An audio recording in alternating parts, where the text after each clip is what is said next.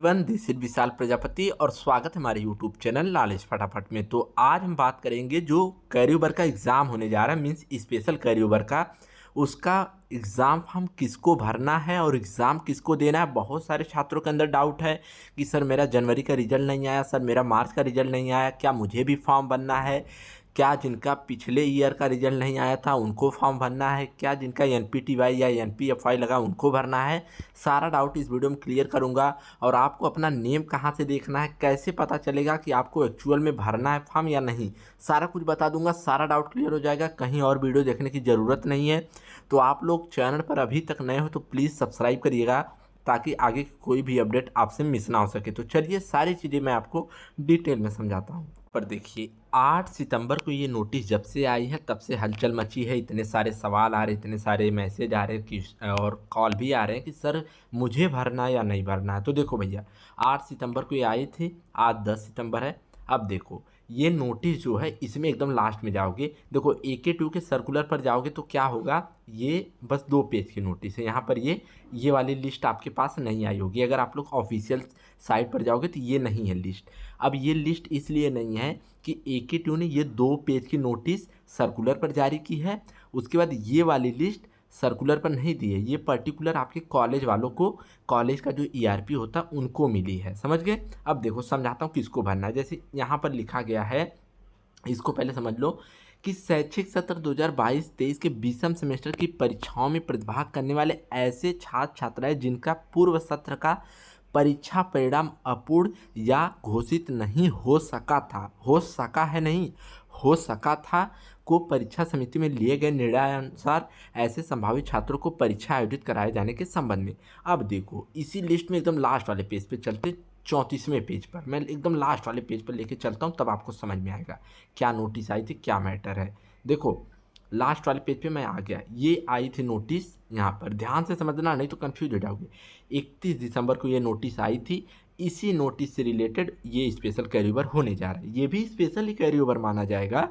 जैसे बहुत लोग बोल रहे हैं कि स्पेशल कैरियर मतलब सबको देना पड़ता है पिछली बार की तरह, तो इसको भी स्पेशल बोलेंगे लेकिन वो वाला स्पेशल नहीं बोलेंगे। देखो 2022-23 के 20वीं सेमेस्टर में क्या बोला गया था कि यहाँ पर देखो सेक्शन, यहाँ पहला सत्र देखो, ये पहला पॉइंट 2022-21-22 में, सॉरी 21-22 में द्वितीय वर्ष की परीक्षा में सम्मिलित होने हेतु छात्र, इसमें बोला गया था कि जो छात्र सेकेंड ईयर का एग्ज़ाम दे चुके थे, समझो ध्यान से, जो छात्र सेकेंड ईयर का एग्ज़ाम दे चुके थे, सेकेंड ईयर का मतलब 4th सेमेस्टर का एग्ज़ाम दे चुके थे 21-22 में, और उसके बाद 22-23 में 5th सेमेस्टर का यहाँ पर विश्वविद्यालय द्वारा उनके 5म सेमेस्टर का परिणाम घोषित किया जाएगा। अब इसका मतलब समझो, यहाँ पर लिखा गया है कि जो छात्र first, second, third, fourth semester का एग्ज़ाम दे दिए थे, द्वितीय वर्ष में क्या होता है, द्वितीय वर्ष का मतलब यही होता है, फर्स्ट ईयर उनका छोड़ दो, सेकेंड सेमेस्टर, द्वितीय वर्ष में थर्ड सेमेस्टर आता है, फोर्थ सेमेस्टर आता है, समझ गए। सेकेंड ईयर में यही आता है, थर्ड और फोर्थ सेमेस्टर आता है।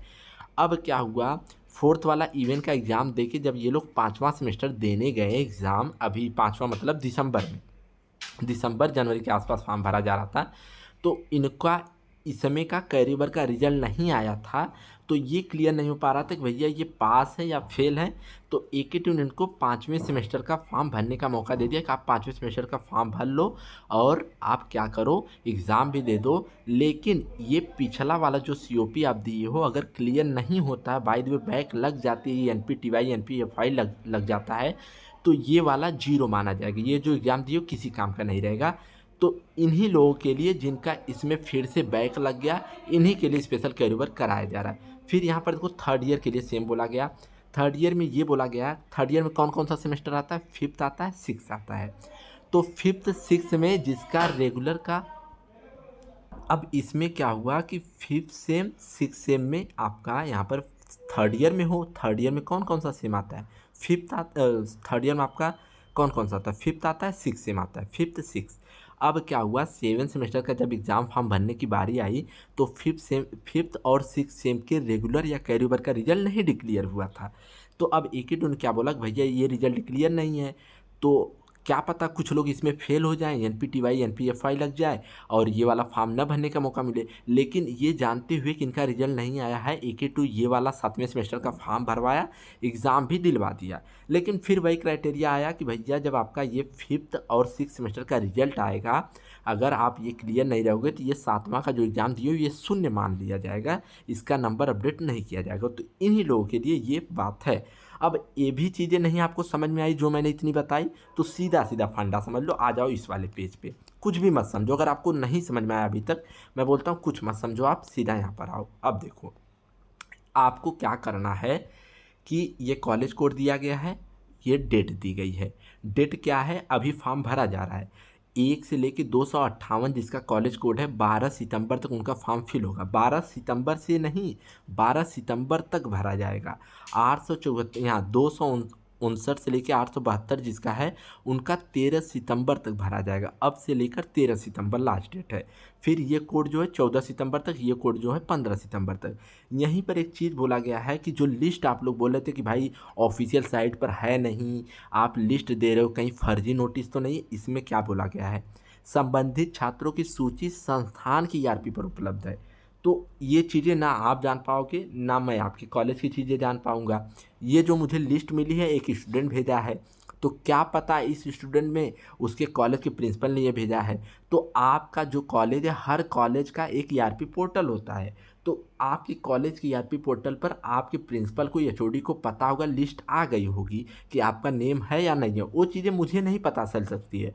हो सकता है ये जो लिस्ट मैं दे रहा हूँ इसमें सभी लोगों का नाम हो सकता है भैया इसमें कुछ लोगों का नाम न हो, और आपके कॉलेज का ERP पोर्टल तो मुझे पता होगा नहीं, ये आपकी HOD या प्रिंसिपल को पता होगा।